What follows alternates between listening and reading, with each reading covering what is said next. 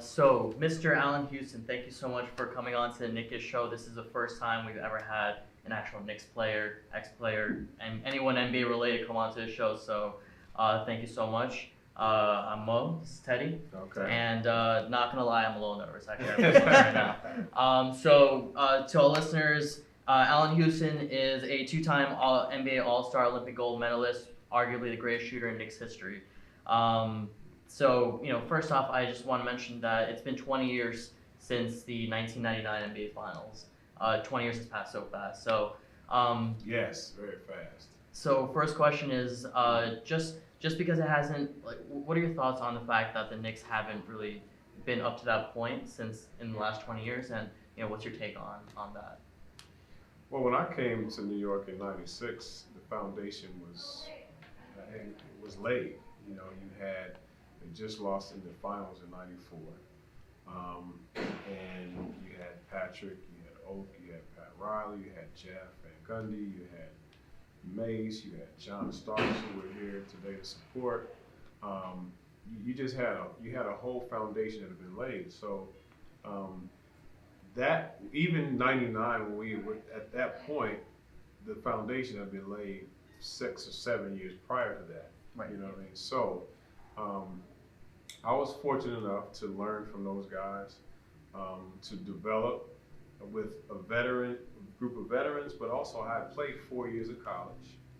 I played 3 years in Detroit. So you think about when I got to New York, I had already experienced 5 or 6 years longer than a lot of the incoming rookies have now.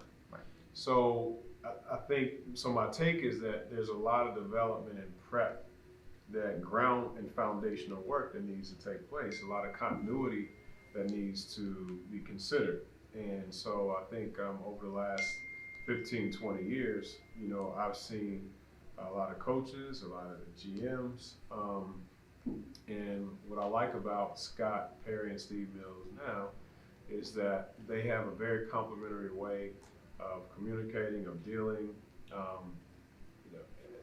They work well with Fizz and the coaching staff, and everything has to be aligned. And so, it hasn't been as aligned in recent years, and now I think they are. And so now I'm excited about this year because you have a good mixture of veterans and guys who have some professional identity to their game and just to who they are.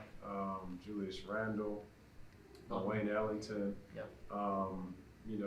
Bobby Portis, Taj, Elfrid Payton. And then when you have a group of guys who kind of have some experience and have some mental toughness to their game, that really shows more support to the younger group that are kind of trying to figure it out still over the next 3 years. So I think that's very important. It shouldn't be underappreciated, what happened this summer.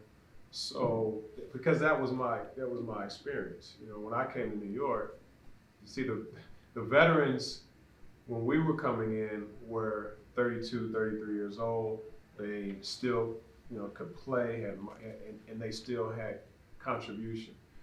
Now, when you're 32, 33 years old, people see you as, we're just going to have you on the end of the bench just to be a locker room guy, not a guy who really contributes. So, the maturity of the game and the players and how they enter the game is different. I'm not comparing, it's just different. So the process with how you build the team, you have to take that into consideration. Absolutely. Just for the record, I know that majority of Knicks fans nowadays, we are totally alongside with Scott Perry and Steve Mills, as well as yourself and the Knicks front office. After many years of seasons that didn't go as well as we hoped for, as a Knicks fan, and I speak for Knick-ish and as well as Teddy, we're absolutely excited for this upcoming season. We're behind the entire organization, not just the players, but the front office as well. And that's not something that was a thing, a lot of the years in the last 15 or 20 years. Well, let me ask you why. Why is that the case? Well, why can you say that now? I think it really hit me when I went to the Fizzle announcement last season when they announced him, and the way they discussed Steve Mills and Scott Perry and David Fizzle discuss their outlook on the team and their ideologies, and really just they weren't making exact promises, but they were all in agreement that we're not going to go after the shiny object. For example, that we're trying to develop the players and not really try to get a shortcut to winning a championship. Whereas in previous years, we kind of saw that. We would see a particular players who were good a few seasons ago, and then it seemed as if the Knicks organization found a chance to get them, and then they would go for it. But unfortunately, it wouldn't always pan out. But when it comes to the organizations that you're also working with, Westchester Knicks has been extremely successful recently. Yeah.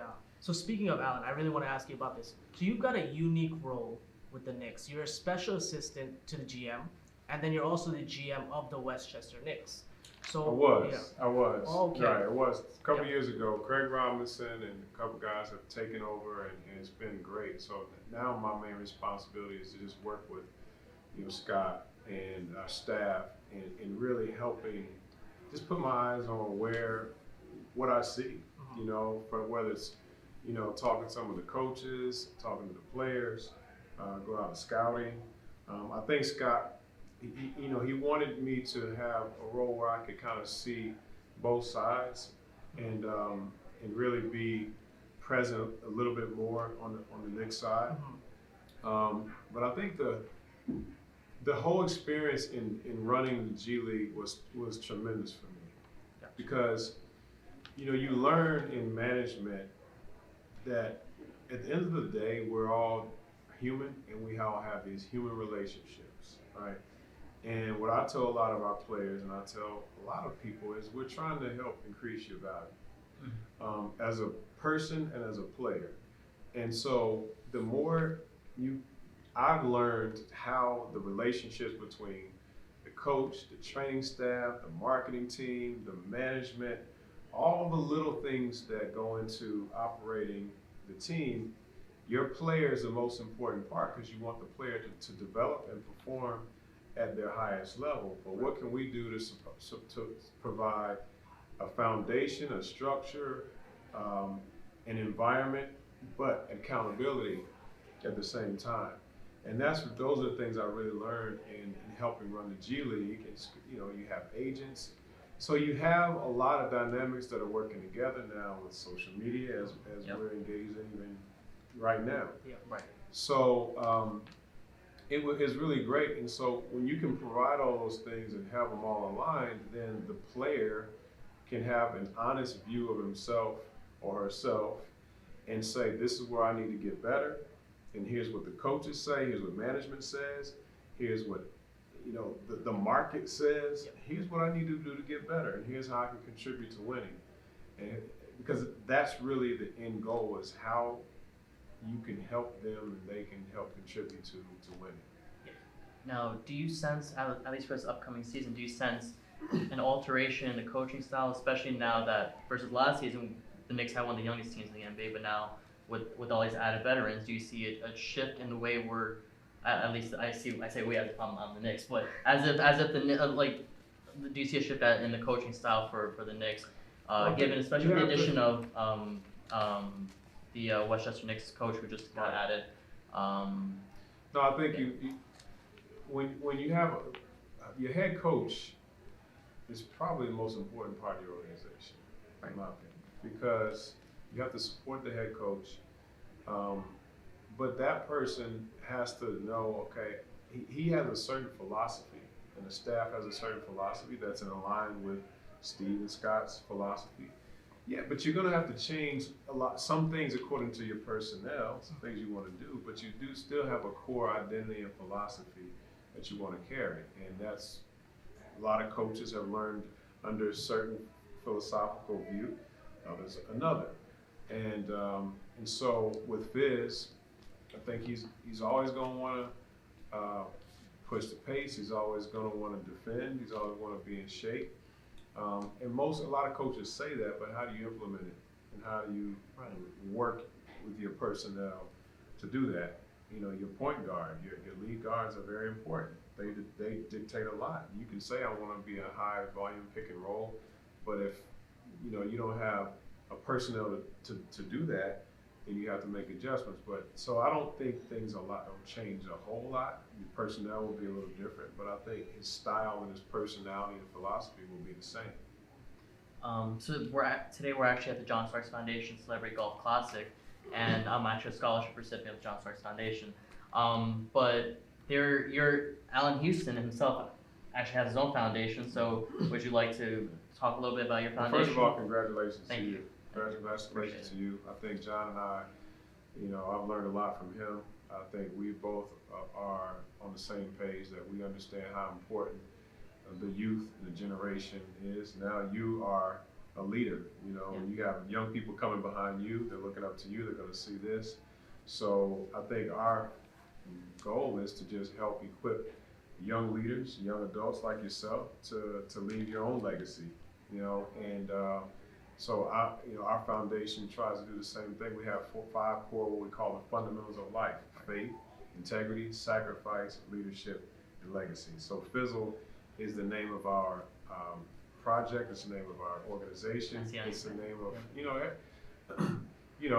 I think we're all brands. You have a brand. This is a brand. Knick-ish is a brand. And I think you want to continue to build that and try to impact people. So our goal is try to really equip leaders to equip others with these same values in a lot of different ways, whether it's media, whether it's merchandise, whether it's sports. The goal is to really train and equip these leaders who are working with youth, people like yourself, who are going to go on and continue to be leaders in the community. So that's really what it's about. Everybody needs a coach, everybody needs mentored, everybody needs discipleship, and that's what it's about. Thank you so much for that. So before we let you go, because we are in the middle of a tournament going on right now. How's your game, by the way? It's okay. Yeah. I mean, it probably looks better. It's like, you see somebody that looks like they can shoot, but they're not making all their shots, but they look like they can shoot. Yeah.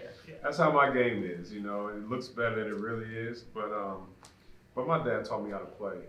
My father and I are close. He taught me how to play when I was young, and I'm grateful for it. And I think it's a great game. Right. So we do have some rapid fire questions, as we mentioned before. So Okay. you can start us off with this one. So, Game 7 of the finals. What song are you rocking in your headphones to get pumped for that game? Right now? Right now. Let's say you're going to the game 7 right That's now. tough. Right now. I don't know. That's a tough one. But you can pick I any don't song. really listen to a lot. I mean, now my music choice is kind of a little outdated. I'm probably going to listen to.